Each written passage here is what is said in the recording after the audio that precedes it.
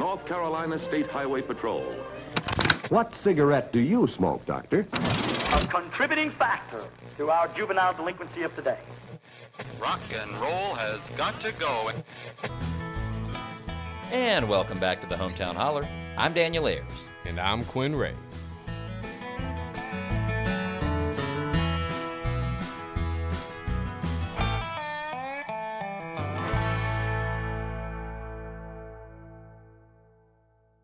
Well, hey, man.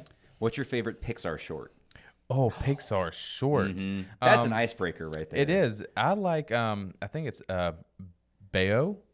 And is that a sad one? No, it's not a sad one. And it's about a kid, a Chinese kid, and he sees like the Chinese fire lanterns and stuff that go there. And it's like a 6-minute one, and it was just one that just goes around. But short, man, that's a 6 minutes. That's a long short. Yeah, but I mean, what are you? It's the big short. Hell of a question. I don't know. I was just thinking. I saw I went on a YouTube rabbit hole recently. I was watching all the Pixar shorts. Is that how you say it there? B-A-O? B-A-O? Yeah, how would you say? Bow? Mm-hmm. I would say bow. Yeah. Mm-hmm.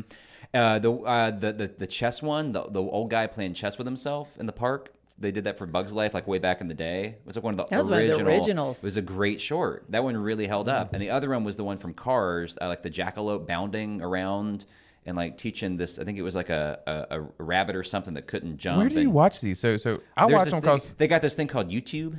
On the YouTube. On the YouTubes. My favorite one's the birds on the wire. Yeah, I like that. That is my favorite. one. And there's no, it's just music and like little like weird chirps That's and a happy chips, one. and then bing, Well, and then it's nice to know y'all watch these and don't have like little kids. Like I watch them because I love Pixar, but I watch them because we have Disney Plus just playing. I think they're brilliant because you can be any age and you also don't have to speak English. Like it really is. It's universal. It's universal. Yeah.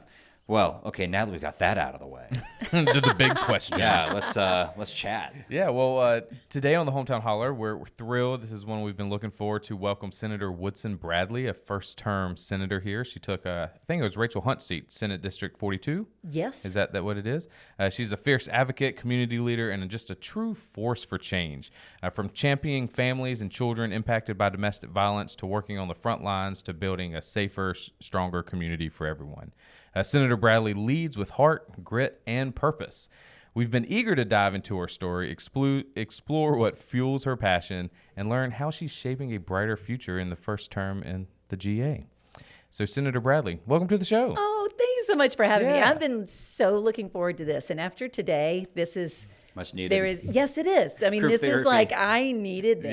Yeah. And now that I know you're on my way back and forth, I'm hoping I get invited back. Absolutely. So those of y'all that are listening, this probably isn't going to air, but for a couple weeks. But today, Senator Bradley just went off on the Senate floor for the new concealed carry bill that the Senate was trying to pass. And it gave a hell of a speech. Oh, dude. So I'm sure you're going to see that coming up, and we'll probably share some of that stuff getting out. But just to give you reference of why today. Yeah. We'll definitely be talking about that for sure. One thing I want to start off with is, and I said this to you when you arrived, this interview came about through DMs. We were like on our Instagram going back and forth. And one thing that really struck me, having not met you in person before. There's a joke there somewhere. One that you would make. Yes. One thing that really stuck out to me just as we were corresponding on Instagram was like how personable you are. I felt like, and Quinn and I both felt like we had already met before, like we'd known you for a very long time, and just how quickly we started chatting back and forth, and how much fun we were having, and how much your personality came through on your messages. So she has Dalmatians in front of her, not real Dalmatians, but Dalmatian statues in front of her office in Raleigh. Yeah, bringing flavor to Raleigh. I mean, that's so cool. The reason I bring all this up is because, in a sense, I feel like I've known you for a really long time. But in another sense, we just met. Yeah. And there are going to be a lot of folks listening to this podcast who are meeting you now for the first time as well. What is like the Woodson Bradley origin story? Oh, Lord. Well, it's funny. I tell people, even though I live in Charlotte and people think if she's from Charlotte. No, I'm the country mouse that somehow made their way to the state house. And I'm a small town girl, and grit is all I know. I grew up in a really fun and amazing family that gave back to the community. That's how I was raised. That's how I was taught. My mom was everybody's favorite teacher. My dad was a social worker who went into probation and law enforcement and became the juvie head probie, is what he was called, for that whole part of southern Virginia. And I don't know any other way to be. You just scrap and scratch and you fight your way through and you figure out how to make things happen and you do it with a smile and then you help other people get it done faster and better than you did. And that's just how a community works. And I just don't understand why that's a foreign concept to people. I just don't. Yeah.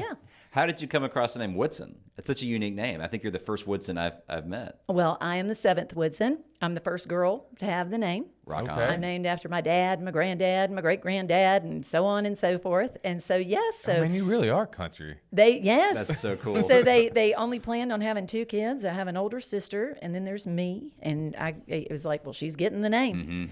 And then 4.5 years later, we had a big surprise, and his name is Harrison, and that's my little brother. But you already took Woodson. He is thrilled that he tells people, he's like, if they had named me Woodson, I might have become like a librarian or something. And there's nothing wrong with being a librarian, but my brother is so thankful. That's just not what he envisioned He for did not himself. get labeled. Yeah. How'd you get from Southern Virginia to Martinsville, to be exact. To be I believe. exact. Yes, Speedway. Martinsville. Is that Henry County, Patrick County? What is Henry that? County, right next door to Patrick That's County. right. Okay. So how'd you get from Henry County to Raleigh? Like, what is that connection? How did Oh, my goodness. Well, What led you to be a senator? oh, my. It was never on my bingo card. It wasn't even on my radar. Did Anderson Clayton call you up and say, hey, No. Okay. Woodson? This is crazy. So I make my way down to Charlotte. Hold on, I'm buckling and up. make a big splash in the business world, and caught the wave of Charlotte. And I will say, timing is everything in anybody's life. I mean, that's a big part of it. So I moved to Charlotte in 2002.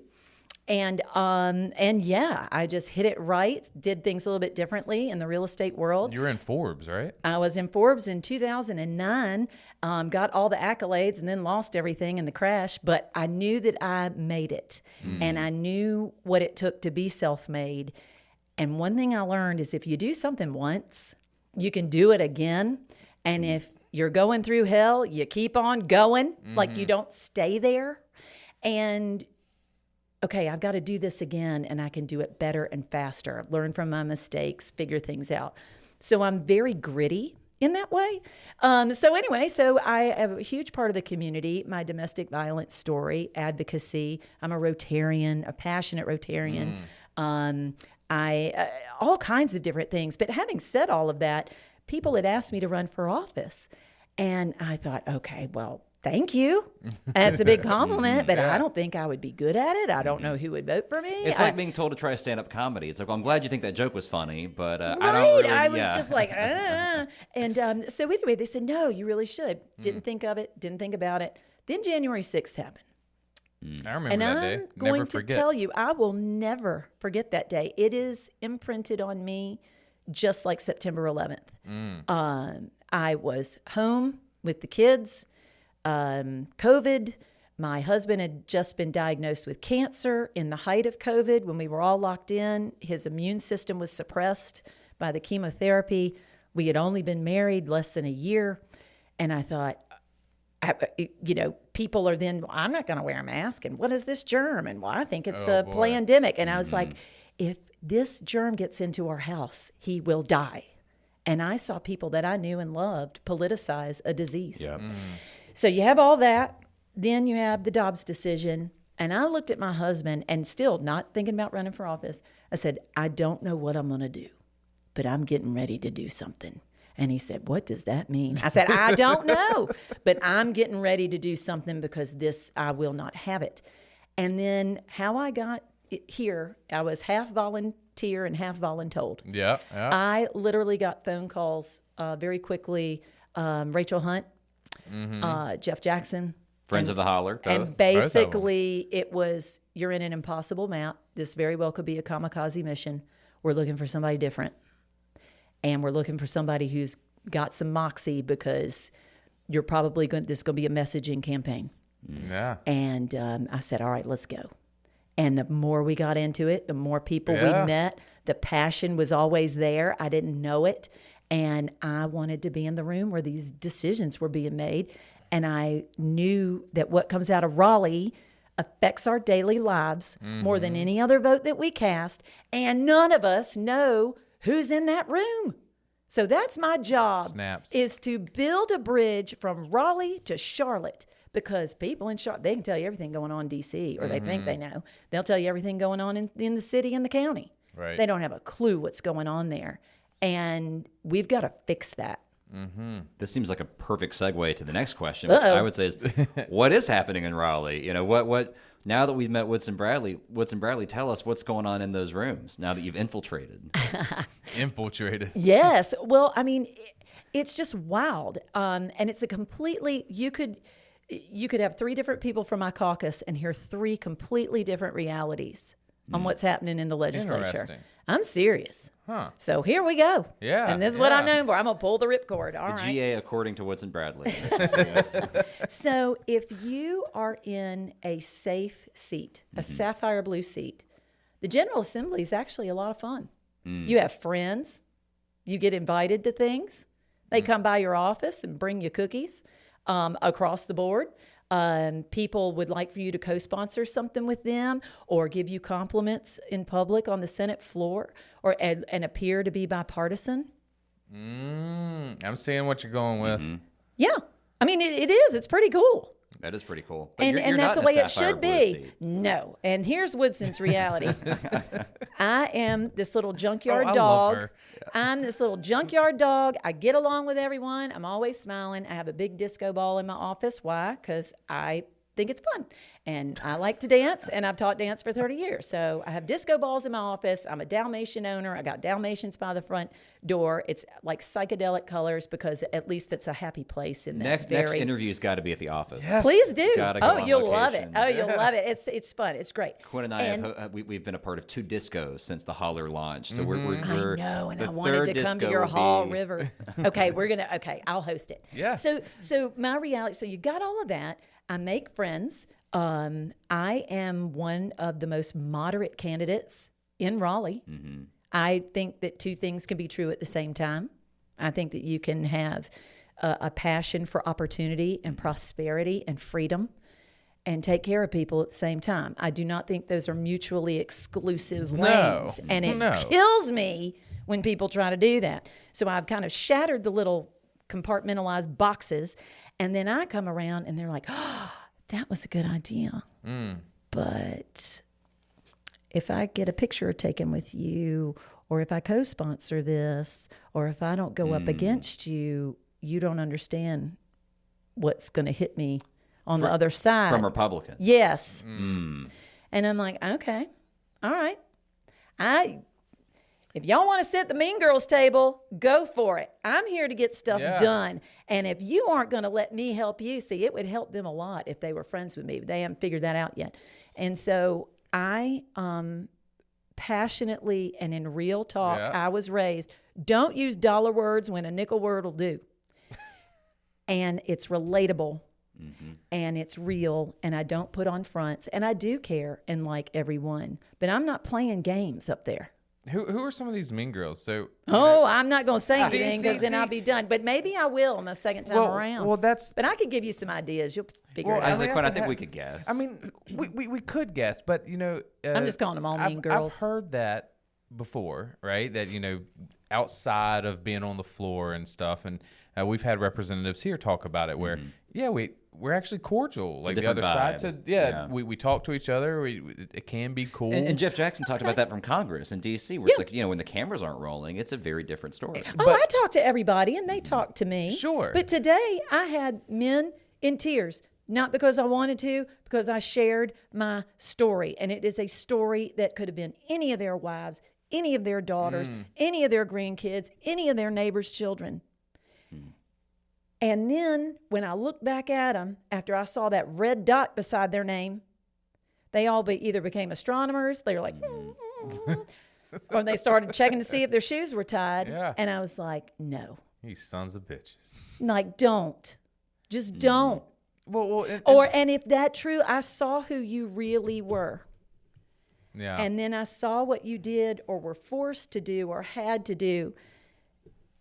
That's not what people want. Well, it's not. Why don't we call these people not these people on the floor? Because we all can see that, right? Like we can see the people that voted no and stuff.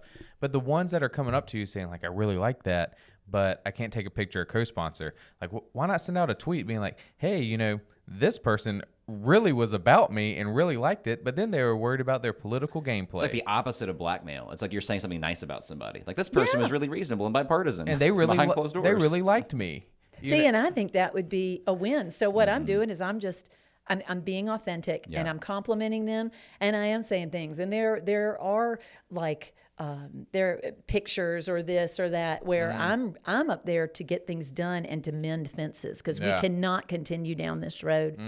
And I think that's why when the unaffiliateds broke right across the state, I think a lot of them just saw someone going, either I know her, I met her, I've listened to her, and okay, if there was a Venn diagram, we're overlapping a whole lot more than whatever our ideals are on the fringe. Yeah. And that's all I can do, and that's all I care about is taking care of those people and being mindful of what we do up there because it affects 11 million people. That's right. Can I push back a little bit? Push back on anything. On the idea. It's not really a pushback, but I guess more clarity. Sure. What does a moderate Democrat mean to you? Because I think we hear that word a lot where we're seeing people talking about centrist Democrats or moderate Democrats. Sure. And I don't know if that's necessarily a thing. I can tell you what it means to me. Yeah. And for some context, I mean, some folks may not know, you recently caught, or at least I saw, I don't know, I mean, maybe you see it differently. I saw you catch some flack on the socials for a video in which you espoused a moderate perspective. Oh, yeah, that got spicy. And people did not appreciate that. So I think your question, Quinn, I'm anxious to hear it also, within the context of that video and so many folks being pretty allergic, I think, to the term moderate. Yeah, because I guess I just don't understand it. Because I know you are a strong advocate for law enforcement and our first responders and stuff. And I agree with you where I think things can be both and, right? Right. I think that the narrative that Democrats or people on the left aren't supportive of first responders and law enforcement. That is a perception. And, I don't know if that's moderate. I mean, but is that how you're categorizing moderate? Sure. Here's how I would. Okay, law enforcement. Does law enforcement need improvement? Do they need to get their act together across the board? Sure, but you could say that about any profession. That's right. I mean, okay. So I don't think that's a bridge too far, but first responders saved my life. Mm-hmm. And first responders were there for me and the kids. When I needed help. I was in danger. And being the daughter of law enforcement, the granddaughter of law enforcement, but I'm married to law enforcement. Mm-hmm. And seeing what he deals with day in and day out and things like that. So that makes a big, big difference. And seeing them like help people, that's what they want to do. Now, city and urban law enforcement is different than a lot of the mentality apparently of rural law enforcement, as we saw today, and in different things coming out. So you got that. So then I love the American flag. I love being American. I've lived in other countries. It on your lapel right now. Yeah, I've lived in other countries. I love being here. See, now you're singing my song because I say this all the time. Like, I love this place. I do too. Yeah. I really do too. And I think I'm proof of a little small bite of the American dream. Mm-hmm. And having that opportunity. And I don't understand how a flag and the word patriot or patriotism got hijacked. Yeah. That really torques me out. Yeah, absolutely. Yeah. I'm the dog. I have a long line of veterans. My son is at VMI. I mean, commissioned in the Marine Corps. I mean, absolutely. Wow. Okay, so then business. Apparently, I'm not a very good employee. I've only had like a couple of W-2s in my whole life. And I started my first business when I was 13. And What was it? Singing telegrams. That's with my mom. So we would deliver flowers and do fun things at birthday parties. And I never went to school on Valentine's Day. I was always tap dancing in a big heart costume in bank lobbies and on front porches. Making bank. It was great. And that little town, it was fun. And doing different things like that. So I've always, been my own boss. And so I think business, it's important to learn about business, and it's important to learn how to manage and be mindful of finances and money. Sure. And that needs to be taught in schools. Yeah.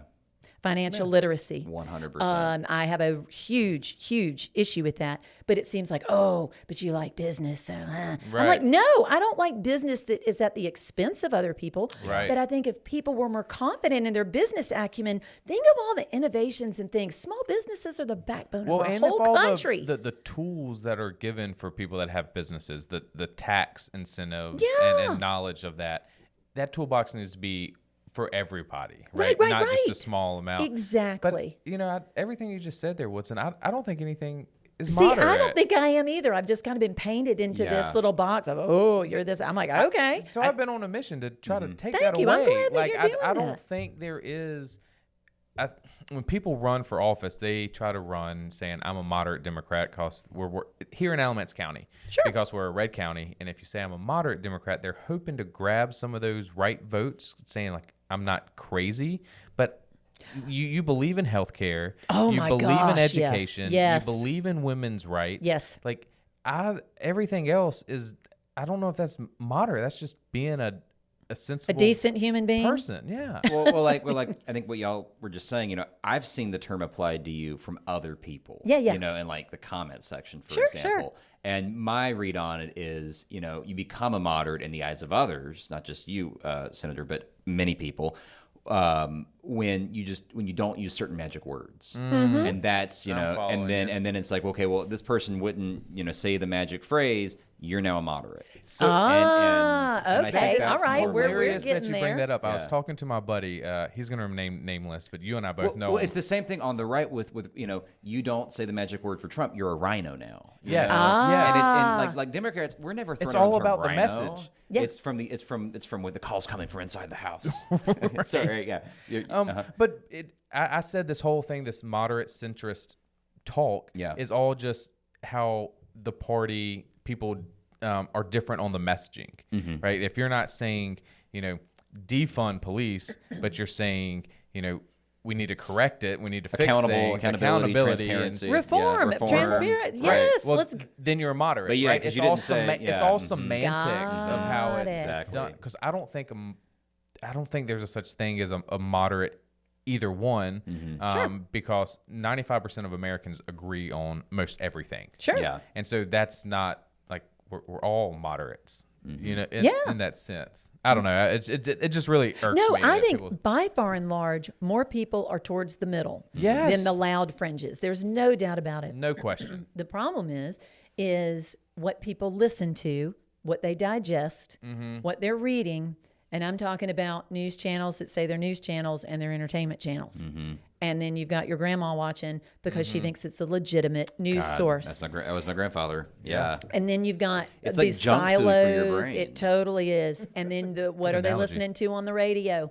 And Hopefully the Hometown Holler. yeah, but I remember those days when Rush first came on and people were losing their mind. And so there's this conditioning now to where there are some people, and these are people that support me. I know them. I know their children. I know their hearts. But they have been conditioned that Democrat is a bad word. And that to be part of whatever it is, that fabric that's holding them almost hostage in name. Would they not vote for you? Oh, no, they did. They did vote for me. But they won't voted go for Woodson. unaffiliated. They didn't vote for a Democrat. That's it. Yeah. And I cannot even tell you how many. And I thought, it's okay. If my party left me, I'm not beholden to a name or a leader. That's right. Or whatever. That's why I made that video that went bananas saying I will not pledge allegiance to a person or to their name on a flag. I will not do it. And I don't understand that whole mentality that we're seeing way on the edge of the other side, but we are seeing people break from that herd.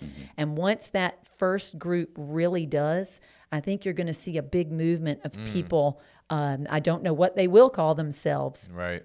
but I welcome that.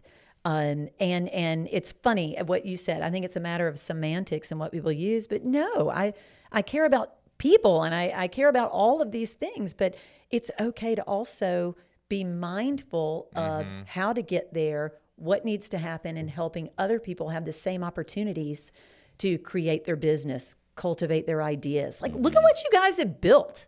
Yeah. It's This kinda, is Quinn, huge. look at it. it's kind of crazy. No, kinda but I crazy. mean, for Yeah. real. No, you're right. Bigger than anything I've done, getting the word out anywhere. It's awesome. Man. Yeah. Well, thanks for Yeah, coming on to I the was gonna say, holler. I feel so and, abashed. I don't know. Yeah. I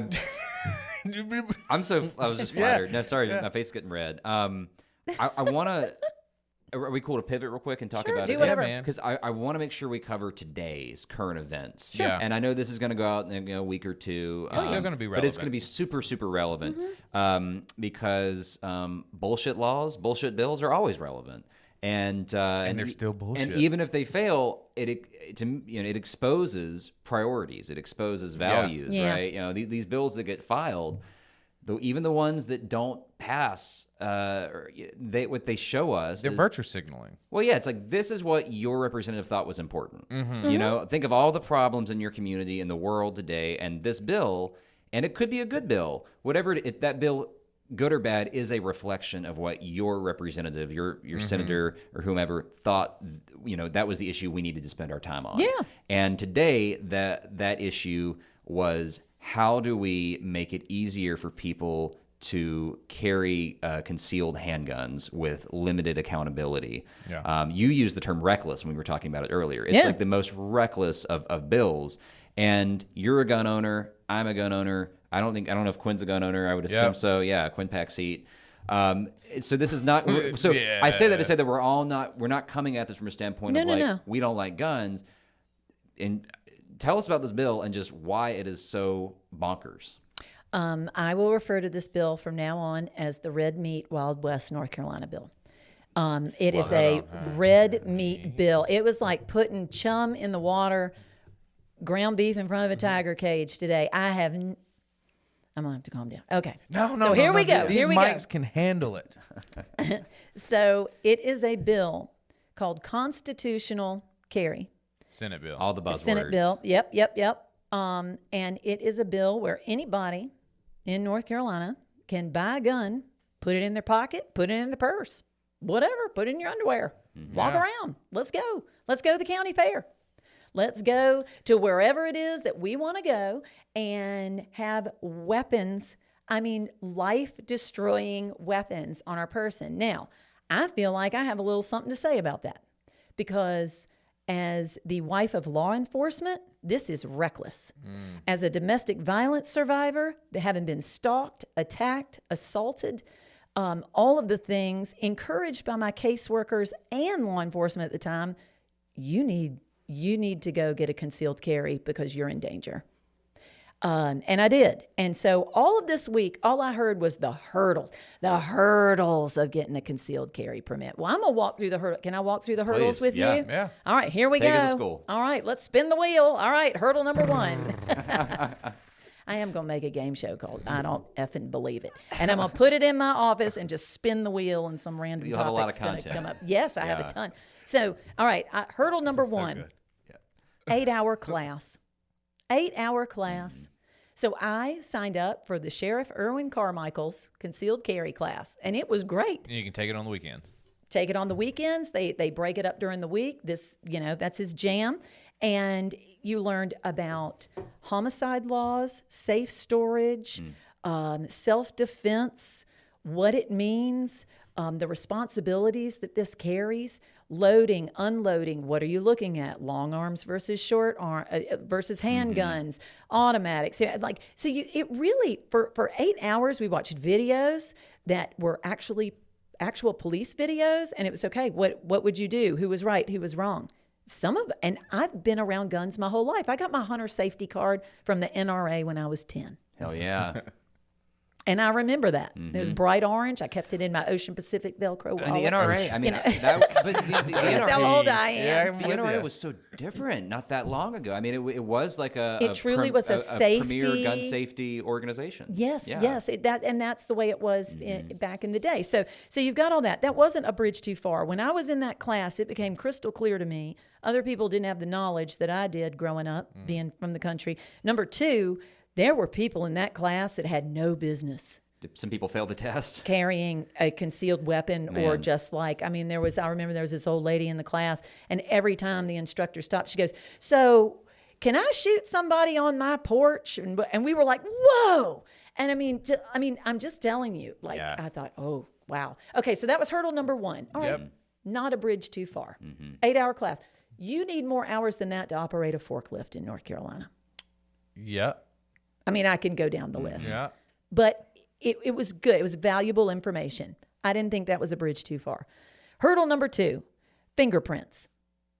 You can have your fingerprints taken. Okay. Well, when I was a teacher in Virginia, I had to submit my fingerprints. To be an insurance agent here, I had to get my fingerprints. I was an insurance agent. I was a stockbroker.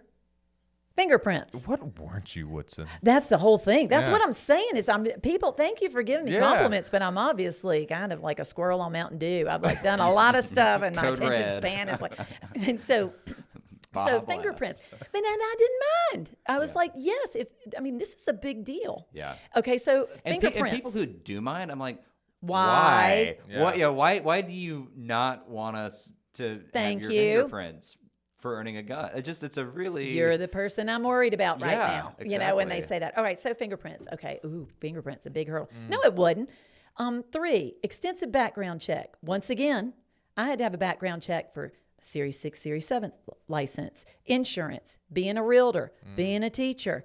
I have to have a background screen every time I go into a CMS school, either to facilitate a class, which is something I do, or to pick up one of my kids. So with background checks, though, is it a state background check and a federal background check? So when they do the federal background check, they only see if there's any federal crimes? I believe, Okay. I believe that's the case. But this is an extensive background check. Once again, not a bridge too that far. North Carolina's law was. Yes, Okay. and this It's not is like at you the got into time. the background check. You're just telling somebody else, this is my name, this is some info. Right. Go see what you can find. Yeah.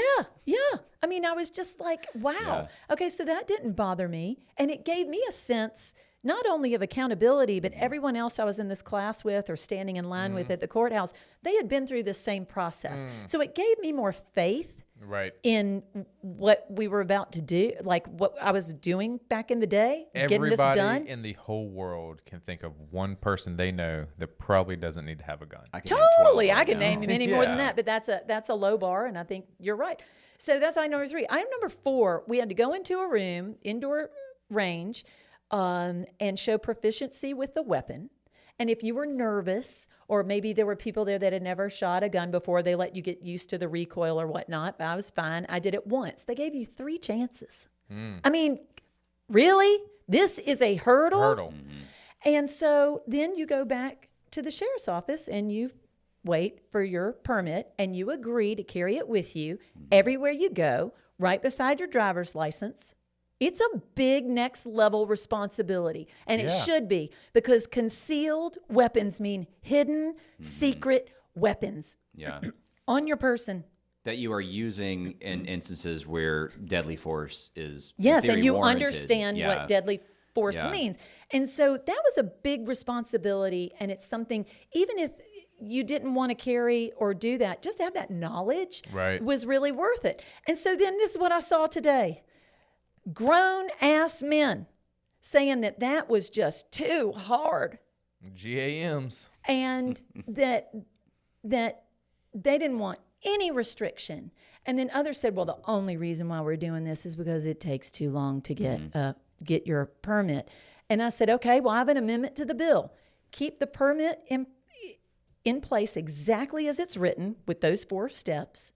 And then we're going to shorten the time that once you complete all 4 steps, a sheriff's office will agree to get you your concealed weapon permit within 20 days. Fair. Well, apparently that was very unreasonable. Well, I guess, to play devil's advocate, I'm just thinking, what if I am, suffering a mental health breakdown? What if I'm like, having withdrawals from hardcore narcotics, or I've just, been fired from my job? What if I'm in a heightened emotional state and I really want to buy a gun? These would be. This gives you a cool off period. But that's a hurdle. I know. There you go. There you go. Great. So you've got all of that. And then this was what gutted me today. I said the other amendment I would like to Constitution. So they voted down the 20 days after one of them tried a gotcha moment and said, if you go to renew your concealed carry permit, it takes, there are people that have waited months. I said, I'm very well aware of that. I've renewed mine different times online. I said, but you also know that when you renew online and it clears, all you have to do is take a screenshot of it or print it off, put it in your wallet. Like you put it with your expired license, and that suffices to any officer in North Carolina from any department until you get yours in the mail. Well, he got so mad he got up and walked out. Because that's exactly what you do with your driver's license. I know. Because you get a little piece of paper at the DMV, and they're just like, hey, keep this until your new one. I mean, but isn't the argument, it's my constitutional right. No, they said, yes, it's my constitutional right. The 27 words in the Second Amendment are very important words. And I support the Second Amendment. However, you're talking about words written 250 years ago before bullets were invented. So get out of my face. I love her. With this whole... I even had somebody say it was their God-given right. I said, well, that is really interesting, because what I learned in Sunday school is when God was mad at you, it was fire and brimstone, frogs, locusts, lightning, tidal waves, floods, and, all the birds dying at once. Like, I don't know. I never read anything about guns. So, I'm Episcopalian. I guess we didn't cover that in our classes. But God's frozen people. So that got shot down. So then the second thing I asked for, and this is where my heart, I'm going to try to keep it together. I said, could we just, when there's a domestic violence protective order, and we know there's abuse going on, and we know that there is an abuser that owns a gun. It is a statistical fact. There are statistics that if there's a gun in the house where domestic abuse is going on, you're 500 times more likely to be murdered as a woman. 500 times. I've seen statistics up to 700, but let's stick with the lower one. 500. Sure. What? Yeah. So I understand this. I said, so I'm asking you fellas and some women, if there's a DVPO in place, all I'm asking is that during that protective order, and those are usually typically pretty short, that there will be no possession nor ability to purchase a firearm in North Carolina. And unanimously, within seconds, that got voted down. And that was when I looked at all of these people that post on their social media, all of the things from faith to freedom to family, and they did that. And that was the most soul-crushing moment I've had in Raleigh, just of being gutted by people that I've had breakfast with and shared hall space with and have walked them to their cars when their arms were full, and really cared about their families, and I still do, but I don't, and I never will look at them the same for doing that, because I don't understand it. I just don't.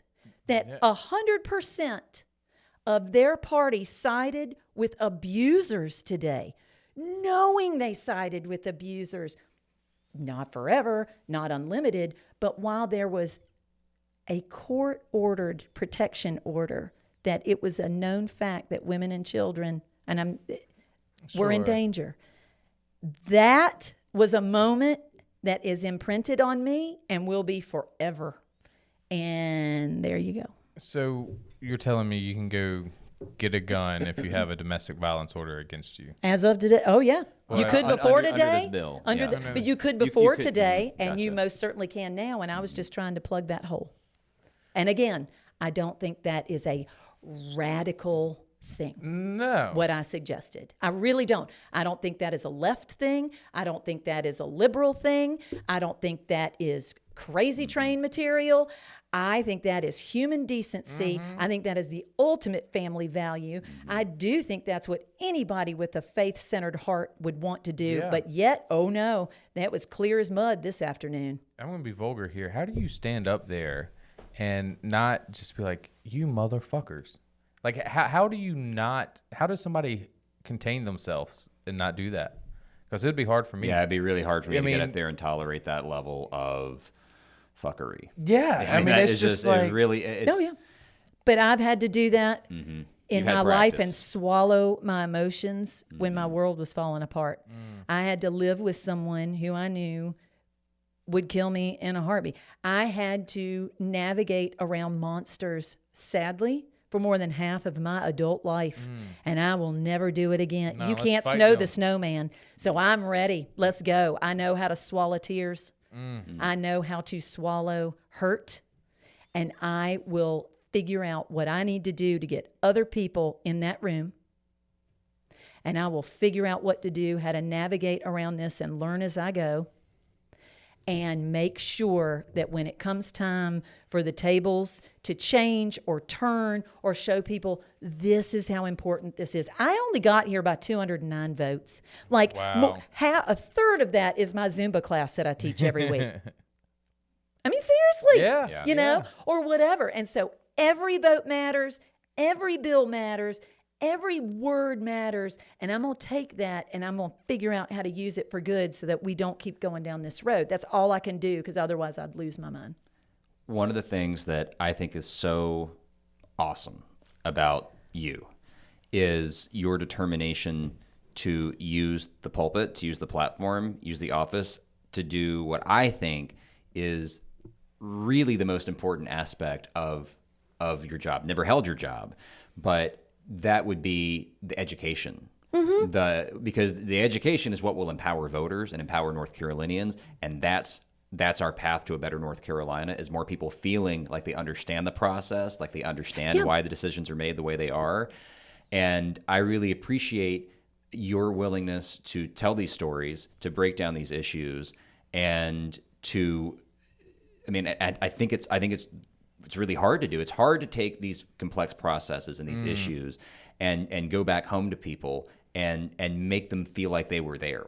Yeah, make them feel like a part of it. A part of it, yeah. And like, I'm not even in your district, and I feel a part of this. Oh, yeah. Well, here's what I'll tell you.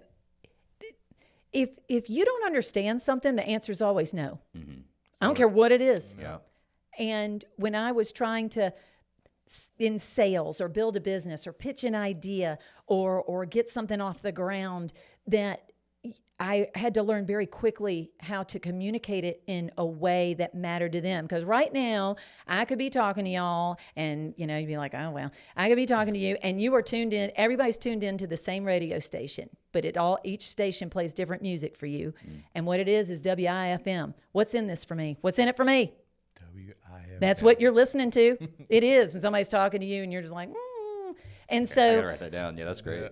So I had to figure out how to WIFM ideas, business, sales, a house, advocating for my children, advocating for myself when I had to tell my story 17 times to every social service department before someone would do something. I had to figure out how to do things. And like I said, I do it on very simple terms because I'm tired of lofty conversation and golf clap events. No, this is affecting us, our kids, our money, our towns, our health, our water.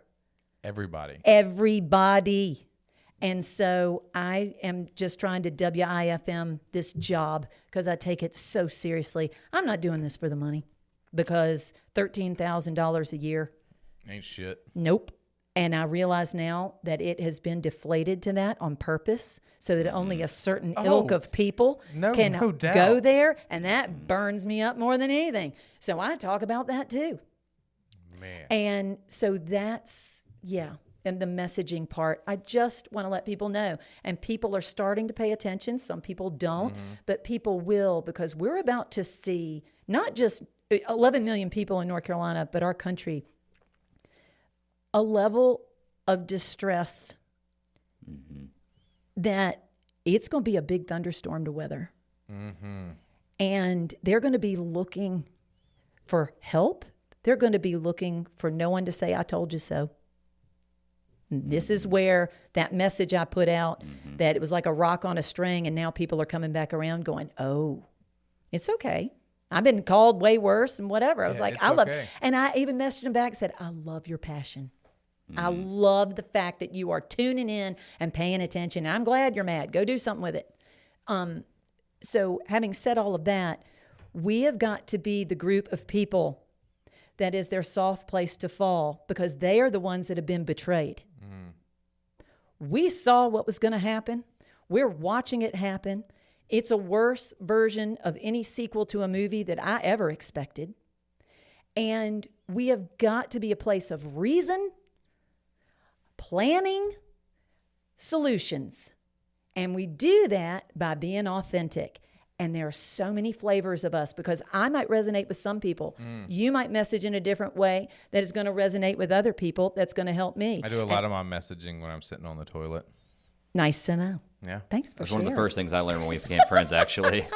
I get these texts at random hours. I'm like, when? Yes, that is so funny. But what I'm saying is this, and then I might help message someone that gets people to you that might not have before, and vice versa. And we've got to understand that a lesson I learned from my mom, there is so much sunshine to go around.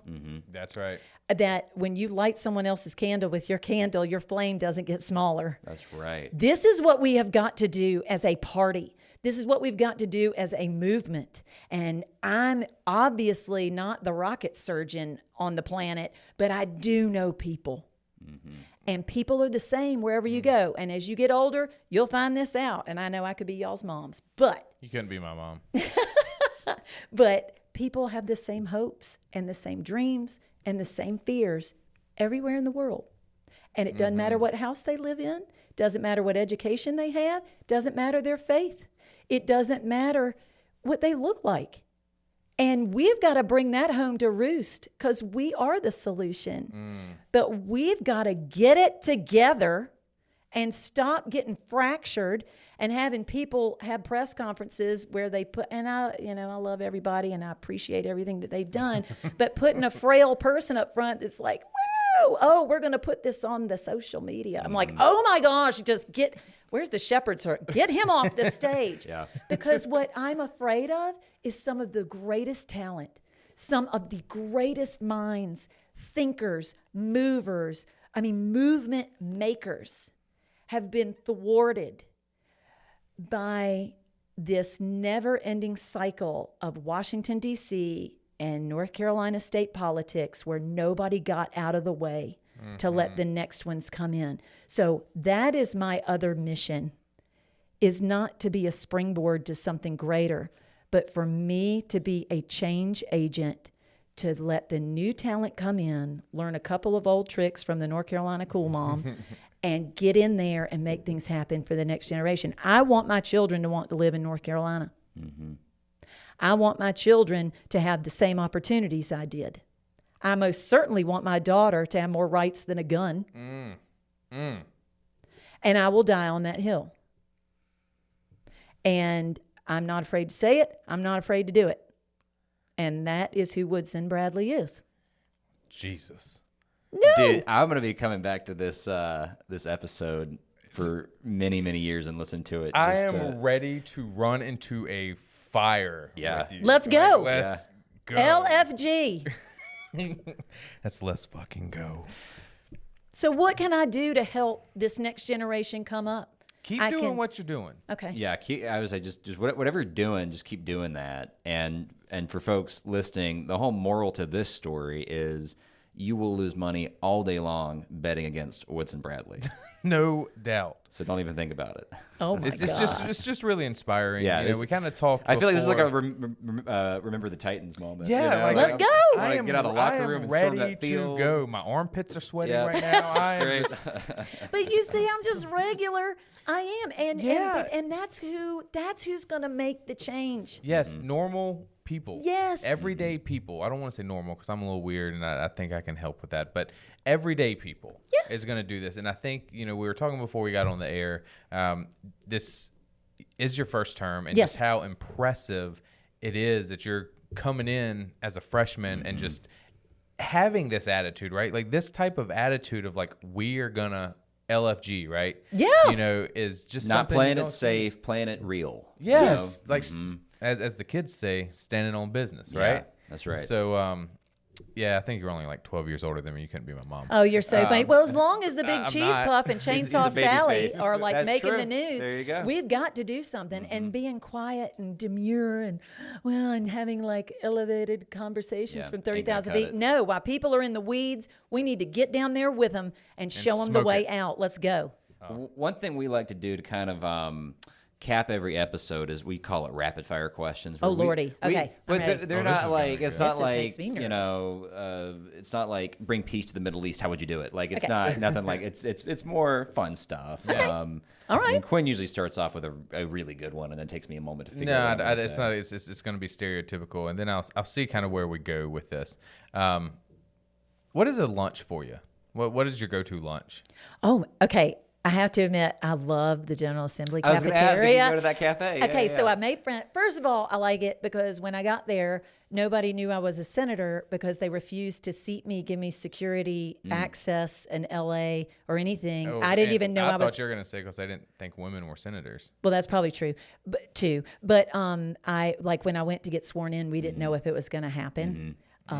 Because of all the lawsuits and craziness around my election. So anyway, so I get there and I'm just kind of sticking around because he said, well, come back next week and we'll get you all those things. So I did. And I put my son and my husband on a train and I sent them back home and I stuck around there and just scrolled through my phones in people's offices. Just wait while when you tell me how to get into my email, that'd be nice. Or when you tell me where my office is going to be. Feels like a movie. So oh yeah. It's like a Ted Lasso thing or something. Totally, yeah. So then I would go down to the cafeteria and they just thought I was somebody there to help or whatever. And they called me Sneakers because I always wear sneakers with my suits. And then I got my security badges and I'd come back down because I cook like an 88-year-old woman. They cook like my grandma. Okay, and I Pauline. realized, oh, yeah. So then I realized fried squash is on Wednesdays and fried chicken is on Tuesdays and all these things. So I love going down there and eating good, like Sunday chicken after church lunches. okay. So I like that. And then they realized I was a senator and they all freaked out. And I love the staff. I love them. And so now they call me Senator Sneakers. So people have asked me about that hashtag and it kind of stuck, but I that's like where that came from. That is, we're going to market that. Yeah. Like I would lean into that hard. Senator Sneakers. Yeah. You're pretty busy. Sure. Let's say you had a day off tomorrow. All your meetings got canceled and you just had a day to do whatever you wanted. What does a perfect day look like? Aw. Okay, I will be hanging out with Murphy, our Dalmatian, because she's really fun. And I will go down into our little dance studio and choreograph a couple of new songs for my Monday class, which What is... style of dance do you teach or perform? It's so funny. So I cardio funk, cardio dance, Cool. It's really Yeah, fun. I pretty taught upbeat. hip hop in the 90s, like old school. We all seen those videos. Oh yes. And do that. I love to dance. There's no such thing as angry dancing. Yeah, my girlfriend tells me that. She's like, it's hard to frown when you're dancing. Yeah, it's so true. yeah. So I love doing that. It's really funny. The only time you'll see me running is if some big grizzly bear's chasing me down the street. But I love to walk. I know it sounds crazy. I can I'm a walk walker. for hours. Yeah.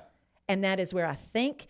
That's where I rejuvenate. That's where I like pick out paint colors. I'm judgy on people's flowers and all these things. And it's fun for me. I love that. And then I will do something or I'll fix something to eat with my daughter. She's an amazing cook. She's great. We do that and just catch up with friends. Friends are everything to me. I'm a very relationship person, but it's really nothing fancy. I'll either be in the kitchen, I'll be with my dog, I'll be running around, or I'll be dancing. That's pretty much me. That's Super boring.